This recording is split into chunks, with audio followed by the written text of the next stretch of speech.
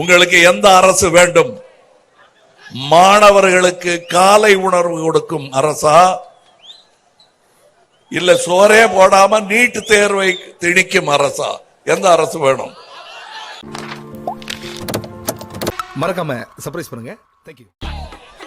பெண்களுக்கு உரிமை தொகை தரும் அரசா, மல்யுத்த வீராங்கனைகள் பதக்கங்களை ஆற்றில் வீச வைக்கும் அரசா?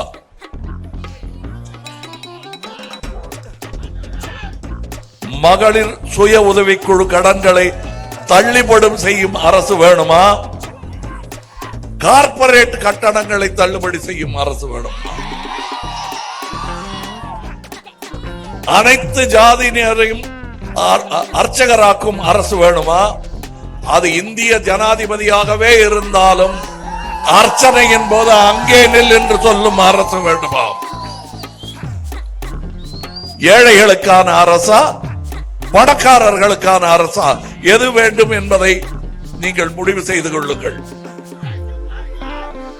நலத்திட்டங்களை தரும் அரசா, கொடுக்க வேண்டியதிலேயே கொஞ்சத்தை மட்டும் கொடுத்து விட்டு நான் போட்ட பிச்சை என்று சொல்லும் அரசா? எந்த அரசு வேணும்?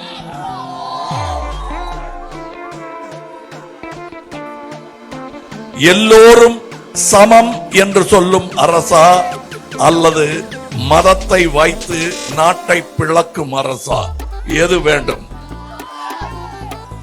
எனக்கு தெரியும், உங்களுக்கு தெரியப்படுத்தணும். அதுக்காக நான் இங்க வந்திருக்கேன்.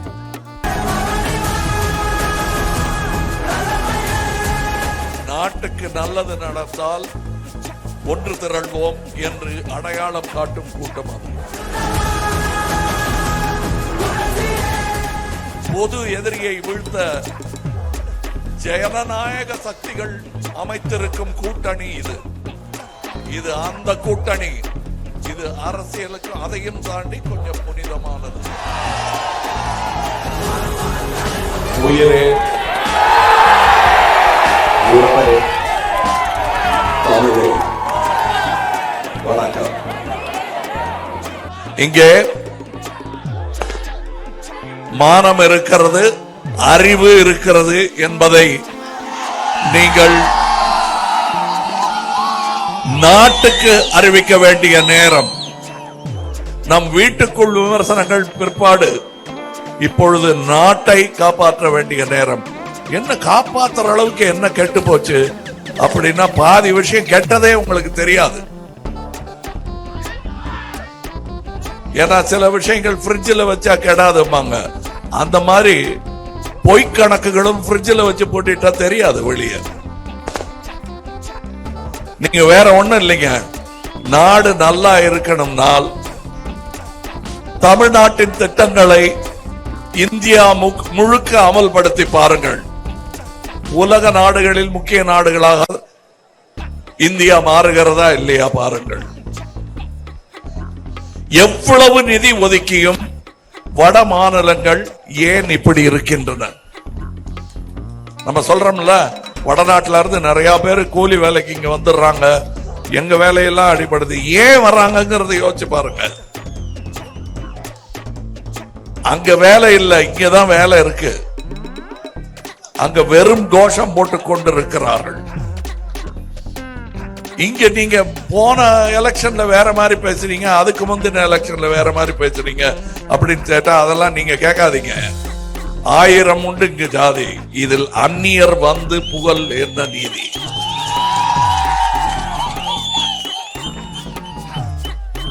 அப்ப நீங்கெல்லாம் எங்களை பார்த்து அந்நியர்னு சொல்றீங்களா? அந்நியமா நடந்துகிட்டா அப்படித்தான் சொல்லுவோம். என் மொழி தமிழ், நம் மொழி தமிழ். 8 கோடி பேருக்கு அது மொழி.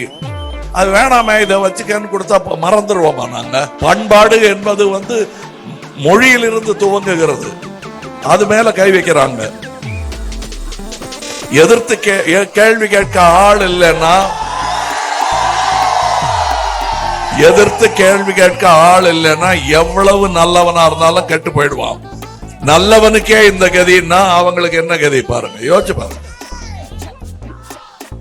வரிவட்டம் கட்டினால் தான் நான் தேர் எழுப்பேன் என்று சொல்லும் ஆள் அல்ல நான்.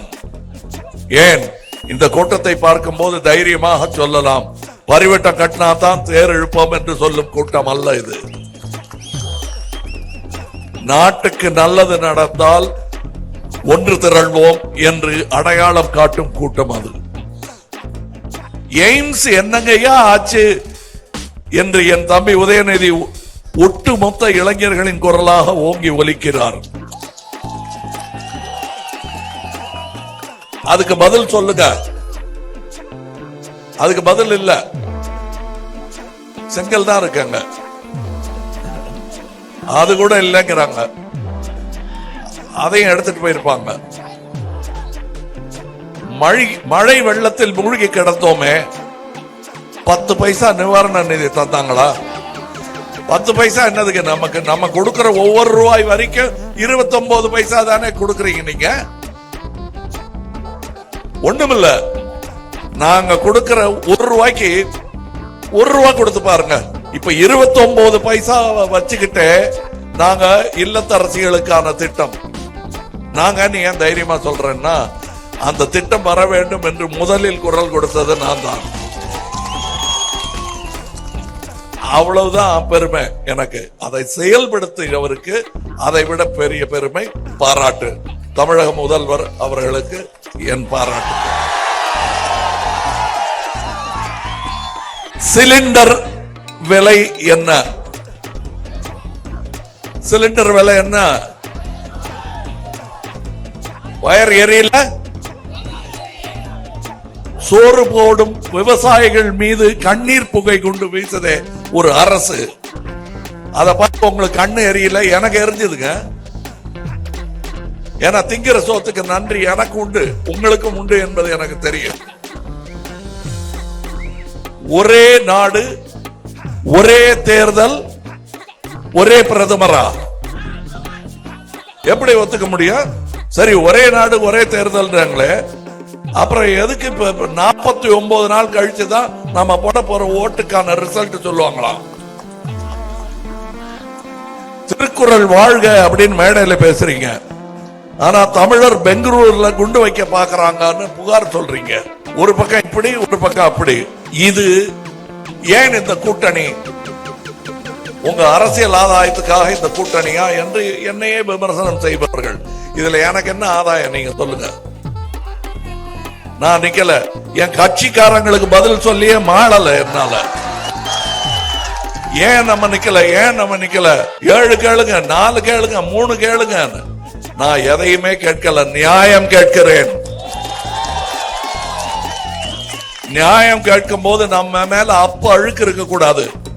சுயநலம் என்ற சொல் நம்ம யாரும் விரல் காட்டி நம்மள பேசிடக்கூடாது. பொது எதிரியை வீழ்த்த ஜனநாயக சக்திகள் அமைத்திருக்கும் கூட்டணி இது. உங்களையும் சேர்த்தான் சொல்றேன், இது அந்த கூட்டணி. இது அரசியலுக்கு அதையும் தாண்டி கொஞ்சம் புனிதமானது. மதமும் அரசியலையும் ஒன்னா போட்டு பிணைஞ்சு கலவை செய்த எந்த நாடும் உருப்பட்டதாக சரித்திரம் கிடையாது. இது உலகம் சொல்லும் சரித்திரம், நான் சொல்லலைங்க. கவர்னரை அனுப்பி ஆட்சியில் கை வைக்க பார்க்கிறார்கள். இந்தியை திணித்து மொழி மீது கையை வைக்க பார்க்கிறார்கள். 29 பைசா மட்டும் தந்து நம்ம பசித்த வயற்றில் கை வைக்க பார்க்கிறார்கள். 10 வருஷமா இந்த மாதிரி அடி வாங்கிட்டே இருக்கோமே, அது திருப்பி கொடுக்க வேண்டாமா? அது கையால வேண்டாம், ஒரு விரல் போதும், ஒரே விரல் போதும். அவங்க கை வைக்கிறதெல்லாம் தடுக்கணும்னா நம்ம மை வைக்கணும். இங்க பெரியார் இன்று இருந்திருந்தால் டெல்லிக்கு என்ன செய்தி அனுப்பி இருப்பாரோ அந்த செய்தியை நீங்கள் ஓட்டு போடும் போது நினைவில் வைத்துக் கொண்டு அந்த செய்தியை அனுப்ப வேண்டும். திமுக வேட்பாளர் திரு KE பிரகாஷ் ஈரோடை மேம்படுத்த பல கனவுகளை வைத்திருக்கிறார். அவருக்கு உதயசூரியன் சின்னத்தில் வாக்களியுங்கள். அதுவும் மிகப்பெரிய வாக்கு வித்தியாசத்தில் நீங்கள் அவரை ஜெயிக்க வைக்க வேண்டும்.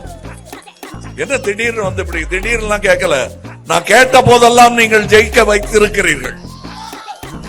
அதற்கு திரு ஈவிகே இளங்கோவன் அவர்கள் சாட்சி. அடுத்து நான் இங்கே வரும்போது சாட்சி சொல்ல வேண்டும். அது உங்களால் முடியும். உங்கள் குரல் பாராளுமன்றத்தில் கேட்க வேண்டும். அப்படி கேட்டால் அது என் குரல் கேட்டது போல். நாளை நமதே.